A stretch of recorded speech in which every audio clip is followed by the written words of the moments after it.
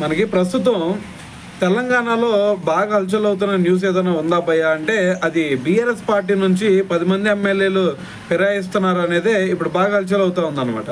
అయితే ఇప్పుడు దీంట్లో భాగంగా మరి మొన్న కేటీఆర్ గారు ఏమన్నారు, బీఆర్ఎస్ పార్టీ నుంచి 10 మంది ఎమ్మెల్యేలు వెళ్ళిపోతున్నారు అని చెప్పేసి ఆయన మాట్లాడితే, సో దాని తర్వాత ఆల్రెడీ వాళ్ళు 10 మంది ఎమ్మెల్యేలు కూడా రియాక్ట్ అయ్యారు.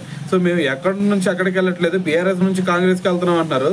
సో మేము అలా వెళ్తాం సిచ్యువేషన్ ఏమీ లేదు, జస్ట్ మేము రేవంత్ రెడ్డి గారిని కలిసామంటే దానికి ఒక కారణం ఉంది. అదేంటంటే మా నియోజకవర్గానికి సంబంధించి డెవలప్మెంట్ వర్క్స్ గురించి మాట్లాడతానికి మాత్రమే మేము వెళ్ళాము, అంతేగాని బీఆర్ఎస్ పార్టీ నుంచి మేము ఎక్కడికి వదిలేయట్లేదు అని చెప్పేసి వాళ్ళు క్లారిటీ ఇచ్చారనమాట.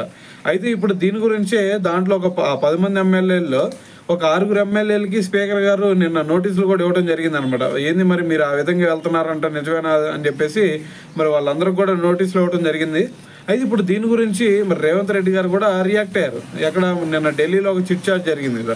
సో దాంట్లో ఆయన ఏం మాట్లాడుతున్నారు అంటే, అసలు ఇక్కడ ఇప్పుడు బీఆర్ఎస్ పార్టీ ఏదో 10 మంది ఎమ్మెల్యేలు కాంగ్రెస్లోకి వస్తున్నారని చెప్పేసి మాట్లాడుతూ ఉన్నారు.